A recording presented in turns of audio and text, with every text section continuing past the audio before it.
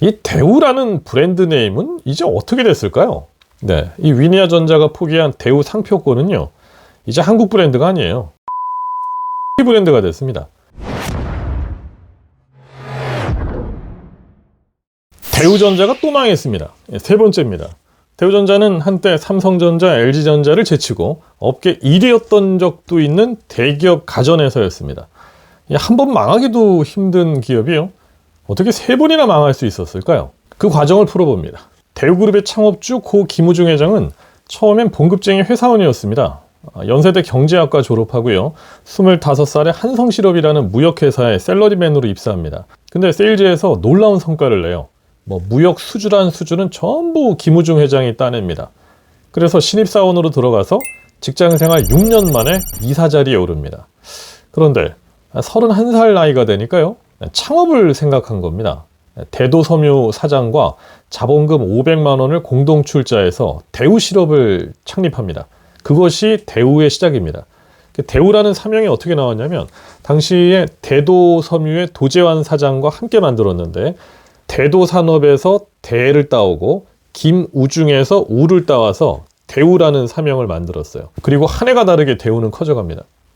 대우가 매출이 퀀텀 점프하게 된 데는 여러 가지 원인이 있는데요, 김우중 회장이 워낙 워커홀릭이고 또 결단이 빠르고 추진력이 강한 것도 한 몫을 했지만, 그것보다 결정적인 이유가 있어요. 김우중 회장의 아버지 김용하 씨가요, 대구 사범학교의 선생이었는데 나중에는 교장으로까지 재직을 합니다.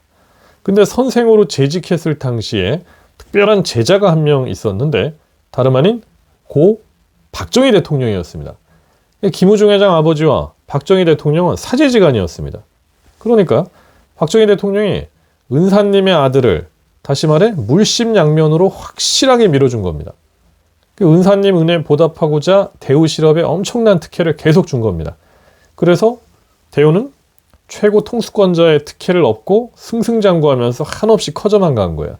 이 팩트를 아니라고 하는 사람들도 있겠지만, 그렇다면 그 시기와 상황이 정확히 맞아떨어진 이 개연성을 어떻게 설명하겠습니까? 그래서 김우중 회장은 1971년 35살에 의류회사를 차리는데 내셔널 의류라고 이름 짓습니다. 근데 이 즈음에 김우중 회장은 선경지명을 발휘해서 또 한 번의 기회를 잡습니다. 1969년에 정부에서 한국전자공업진흥법이 공포되면서 전자공업진흥 8개년 계획이 발표가 돼요. 그러니까 그때까지만 해도요, 한국은 섬유 산업이 강세였어요. 근데 전자산업으로 방향을 틀겠다는 거죠. 근데 이 변화의 흐름을 김우중 회장은 놓치지 않습니다. 1974년 당시 김우중 회장이 38살에 자신의 의류회사를 이용해서 그 당시 잘 나가던 전자회사를 인수합니다. 대우실업의 하청업체였던 동남전기라고 하는 가전회사였는데요, 현재 많은 자료들에서는 이 동남전자라고 표기하고 심지어 언론 기사들도 동남전자라고 하는데요, 동남전자가 아니라 동남전기입니다. 왜 동남전기가 동남전자가 됐는지는 아무도 알 수가 없는데요, 제 생각에는 아마도 가전 파는 회사였다 보니까 이 세월이 흘러서 누군가 동남전자라고 잘못 오기를 한 것 같은데, 그걸 기자들과 블로거들이 끝도 없이 재인용하면서 현재 인터넷 사전과 서적, 심지어 신문까지도 다 동남전자라고 표기가 되는 것 같습니다. 어디까지나 제 추론입니다. 아무튼 이 동남전기를 인수하면서 대우전자가 본격적으로 탄생했다고 보면 됩니다. 동남전기는 1960년대 후반에 그 당시에 이미 다양한 백색 가전들을 많이 만들던 잘 나가던 회사였어요. 라디오, 스테레오, 냉장고, TV까지 만들었습니다. 물론 기술력이 딸리니까 일본의 샤프사하고 합작으로 샤프 TV, 샤프 냉장고 이런 걸 만들어냈습니다. 60년대 TV까지 만드는 회사면 엄청난 거였어요. 그런데 생긴 지 몇 년 안 된 30대 젊은이가 운영하는 회사에 어떻게 동남전기가 먹혔느냐? 동남전기가 실상은 부실기업이었습니다. 근데 김우중 회장 주특기가 부실기업 인수였습니다. 부실기업들을 인수해서 문어발식 확장하는 데 아주 선수였어요. 그래서 하도 기업들 인수를 잘해서 인수왕이라고 불리었습니다. 그리고 동남전기 인수한 다음에 몇 년 뒤 39살에 주한전자를 또 합병합니다. 그리고 40살에 인우전기를 합병합니다. 47세 대한전선 가전 부문을 인수하고요. 48세에는 대우 비디오 테이프 브랜드를 론칭하면서 국내 최초의 VCR을 수출합니다. 엄청났죠, 그때. 집집마다 다 대우전자 VCR들 썼죠. 그리고 1984년에 대우전자가 상장을 합니다. 그리고 그때부터는 인수했던 부실 기업들이 전부 다 흑자로 전환이 다 돼요. 이렇게 해서 70년대, 80년대 대우전자는 급속도로 커져갑니다. 그리고 1990년대 들어서면서 그 유명한 제품 아십니까? 공기방울 세탁기를 출시합니다. 그때 공기방울 세탁기 출시되면서요, 한국의 세탁기 시장 점유율이 33%가 대우전자였어요. 독보적으로 1등이었어요. 그래서 대우전자는 삼성전자, 금성사가 이제 지금의 LG전자죠. 이 두 회사하고 빅3를 이뤘는데 한때는 전자업계에서 1등을 하기까지 합니다. 그리고 1993년에 아주 유명한 컨셉을 하나 만드는데요. 아십니까? 탱크주의라는 걸 선언합니다. 네, 이 탱크주의라는 컨셉이요, 완전 성공한 마케팅 컨셉인데, 네, 금년에 그 탱크주의를 발표하셨는데 아주 강한 느낌이던데요. 네, 탱크주의란 2000년까지 쓸 수 있는 튼튼하고 편리한 제품을 만드는 것이죠. 그렇다면 이 임팩트 TV도 그렇죠. 대우전자의 모든 제품은 탱크주의 정신으로 만드는 겁니다. 탱크처럼 튼튼하고 고장 없이 오래 쓰는 제품이라는 슬로건이에요. 근데 이 탱크주의라는 이 컨셉 문구 하나로 대우전자 물건은 완전 강하다, 뭐 이런 인식이 급속도로 커진 거죠. 그 CF를 보시면 커다란 쇳덩이를 브라운관 TV에 꽝 던지고 안 깨진다고 자랑하는 CF가 엄청 떴습니다. 안 깨져요? 이거 지금 보면 배꼽 잡는 웃긴 얘기예요.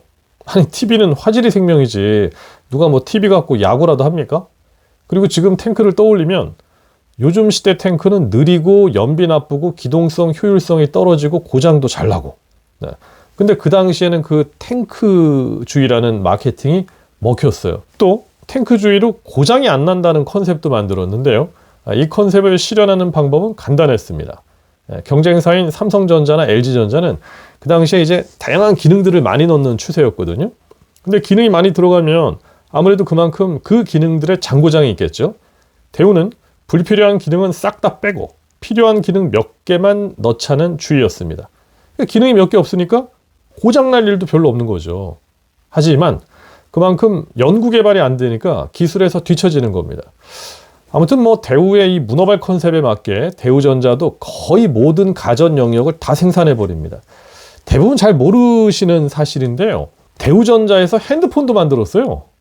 이걸 아시는 분이 별로 없어요. 네, 대우전자 핸드폰이 있었어요. 이래서 대우그룹은요, 최고의 퀀텀 점프 기간이 언제냐면 1993년부터 97년도까지입니다.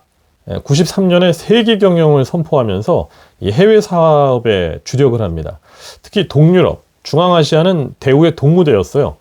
93년부터 97년까지 딱 5년 동안 우크라이나, 이집트, 이란, 리비아, 체코, 루마니아 등등등 해외 법인만 100개 이상을 세웁니다.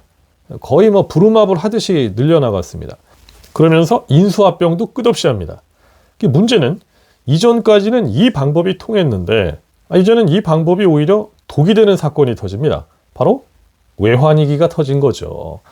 그동안의 인수합병을 모두 빚으로 흡수했는데 환율이 폭발을 해버렸죠. 그리고 대우는 수출기업이었는데 환율이 그때 2,000원까지 올랐거든요. 제일 타격을 받은 거죠. 그래서 다급해진 대우가 마지막 승부수를 둔 사건이요, 1998년 삼성과의 빅딜 사건입니다. 대우전자랑 삼성자동차랑 맞바꾸자는 겁니다. 그러니까 대우에서 대우전자를 삼성에 있는 삼성전자에 줄 테니까 삼성에서는 삼성자동차를 대우에 있는 대우자동차에 달라 이거죠. 만약에 이게 성사가 됐으면 대우전자 아마도 살았을 거예요, 제 생각에. 왜냐하면 현대가 기아를 먹은 것처럼 대우전자는 삼성전자하고 자매를 맺게 되니까요. 그리고 삼성자동차도 살았을지 몰라요. 나쁘지 않았을 거예요. 대우자동차하고 삼성자동차가 합쳐졌으면 역시 현대 기아차처럼 살았을지도 모릅니다. 근데 여기서 변수가 생겨요. 대우전자의 임원 한 명이 내부 고발을 합니다. 대우전자 사실은 부실하다 이러면서 대우전자의 부실 관련 자료를 삼성 측에 몰래 넘깁니다. 당연히 삼성은 이제 자료 보고 딱 거절했죠. 그래서 협상 결렬이 되면서 대우전자는 어디 팔 데도 없고 1999년에 워크아웃에 들어갑니다. 사람들이 워크아웃이라는 단어를 그때 많이들 처음 알았죠. 근데요, 이때 대우전자가 R&D를 정말 열심히 합니다. 방만한 경영으로 회사는 망했지만 연구 인력들이 거의 헝그리 정신으로 일을 한 겁니다. 저도 IMF 이전에 취업을 한 세대인데요. 대학교 4학년 1학기 4월 정도 되니까 그때 저희 과에서 함께 졸업하는 졸업 동기 중에 절반이 삼성전자의 특채로 들어갔었어요. 저희 과에서. 근데 그때 딱 한 명만 대우전자 간 동기가 있었거든요. 근데 그 동기는 대우전자 연구소로 들어갔었어요. 근데 IMF 터지고 워크아웃 들어가면서 우리는 이제 대우전자가 다 망한 줄 알았었죠. 근데 그 동기가 하는 말이 매일 밤새면서 일한다는 거예요. 뭐 망한 회사에서 그렇게 열심히 일하냐. 근데 그게 아니더라고요. 결과가 어떻게 됐냐면 2001년에 클라스대 브랜드를 론칭하면서 세제를 안 넣어도 세탁이 되는 무세제 세탁기, 바닥에 놓지 않고 벽에 붙이는 벽걸이 냉장고, 또 냉장고 문이 당시 2개였거든요. 근데 3도어 냉장고 등등 가히 혁신적인 상품들을 막 쏟아냈습니다. 결국 R&D가 노력을 해가지고 그나마 버틴 거예요. 그런데도 회사 경영진들은 정신 못 차리고 계속 대우전자 팔아먹을 생각만 하고 있었습니다. 내부에선 죽어라 제품 개발하고 있는데 밖에선 경영진들이 모건 스탠리, 또 스웨덴의 일렉트로룩스, 또 이란계 엔테캅 그룹, 인도의 그 비디오콘 등등 여기저기다가 다 대우전자 팔아먹으려고 돌아다니고 있었어요. 근데 되게 어이없는 게 이게 적당한 값에 팔아먹어야 되는데 먼저 알아서 그냥 저자세로 헐값에 내놓고 사달라고 읍수하고 돌아다니니까 더 안 팔리는 겁니다. 그러다가 2013년에 동부그룹이 삽니다. 대우전자는 동부전자가 되면서 몰락하죠. 브랜드명은 이제 동부대우전자가 됩니다. 그런데 어이없게도요, 겨우 2년 만에 2015년에 동부그룹이 워크아웃에 들어가면서 또다시 대우전자는 시장의 매물로 나옵니다. 대우전자는 거의 뭐 생선 가게 안 팔리는 생선처럼 3년 정도를 생선 가판대 위에 올라와 있다가 2018년에 대유그룹에 팔립니다. 대우 말고 대유그룹에. 대유그룹이요, 원래는 자동차 부품 회사였어요. 근데 대유그룹이 큰 그림을 그려요. 종합 가전회사가 되겠다 이런 포부를 갖고 그 당시에 김치냉장고 업체인 딤체를 인수하고 동부대우전자도 인수한 겁니다. 대우전자는 또 몰락을 한 거죠. 근데 여기서 대유그룹이 결정적으로 실수한 게 있습니다. 동부대우전자를 인수하고 2년 뒤에 2020년에 대우라는 브랜드를 떼고 위니아전자로 브랜드를 바꾼 거예요. 그러니까 위니아전자가 대우전자라는 거죠. 근데 이게 왜 실수냐면 가전은 브랜드 가치가 정말 중요해요. 애플, 삼성처럼 기능적 가치보다 인식의 가치가 중요하다고요. 근데 대우라는 그 중요한 인식의 가치를 버렸다는 건 소비자 버린 거랑 똑같습니다. 그리고요, 대우가 한국에서는 죽을 썼지만 아직도 해외에서는 먹히는 브랜드라고요. 해외 매출이 90%나 되거든요. 근데 위니아전자로 바꾼 지 3년 만인 2023년 9월 20일 위니아전자, 즉 이제 전신인 대우전자는 회생 절차 신청을 하면서 세 번째 몰락의 길을 걷습니다. 그리고 2023년 12월 26일 가전사업 영업 중단을 선언하면서 대우전자는 확실하게 세 번째 몰락을 해버렸습니다. 자, 그러면 이 대우라는 브랜드 네임은 이제 어떻게 됐을까요? 이 위니아전자가 포기한 대우 상표권은요, 이제 한국 브랜드가 아니에요. 튀르키예, 터키 브랜드가 됐습니다. 튀르키예 가전 베스텔로 넘어갔습니다. 그러니까 이제 대우전자는 한국 브랜드가 아니라 튀르키예 브랜드입니다. 베스텔은 2021년 5월에 대우 상표권을 샀는데요. 1년에 100억씩 10년간 1000억을 내기로 하고 대우 상표권을 가져갔습니다. 아니, 그 죽은 대우 상표권이 뭐가 되던 해서 1000억이나 주고 샀느냐? 이유가 있죠. 지금 튀르키예뿐만 아니라 남미나 중동에서는 아직도 대우전자 하면 가전의 명가로 인식이 되고 있어서 이 브랜드 가치가 충분합니다. 여전히 해외에서 존재감을 잘 발휘하고 있는 겁니다. 2023년 9월 1일 독일 베를린에서 유럽 최대 가전 전시회 IFA 2023에서요, 대우전자 부스가 짠 등장을 했어요.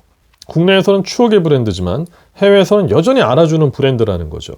다만 이제 대우전자는 한국 브랜드가 아니라 튀르키예 브랜드입니다. 이 김우중 전 회장이 만들어서 세계 한국을 알린 대우전자가 이제는 케밥의 나라 브랜드가 되어버렸습니다. 자, 어떤 교훈을 얻으셨습니까? 장문정 TV가 세일즈와 마케팅 채널이니까요. 세일즈 측면에서 볼까요? 대마불사라는 말이 있습니다. 너무 크면 망하지 않는다는 말인데요. 이제 옛말이 됐다 이거죠. 덩치 믿지 말란 얘기입니다.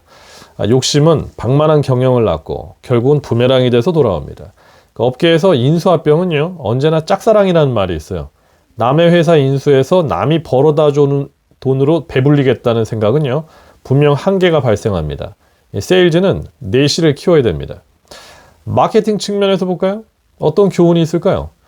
우리는 주업이 마케팅 자문이니까 마케팅 자문을 가는 고객사들한테 늘 하는 말이 있습니다. 인식의 승리를 계속 이뤄나가라고 늘 조언합니다. 이 상표와 브랜드 가치를 간과해서는 안 되는 거예요. 대우전자를 버리고 위니아전자로 가는 순간 대기업 물건이 한순간 중소기업 물건으로 전락하는 겁니다. 쌓아 올린 인식의 가치는 껌 팔듯이 쉽게 팔면 안 됩니다. 그 인식의 가치는 계산기 두드려서 물건값 매기듯이 팔 수 있는 성질의 것이 아니기 때문이에요. 상표 극가 것이라고 생각하면 안 되는 이유가 이미 인식의 가치는 소비자의 머릿속에 둥지를 틀게 한 이상 계속해서 소비자의 행동 심리를 좌우하는 중요한 엔진이 되기 때문입니다. 그런 뜻에서 당신의 상품, 당신의 브랜드, 당신의 네임, 당신의 가치도 계속 쌓아나가서 어디에도 내다 팔 수 없는 대체 불가능한 것이 되길 바랍니다. 당신의 앞날을 응원합니다.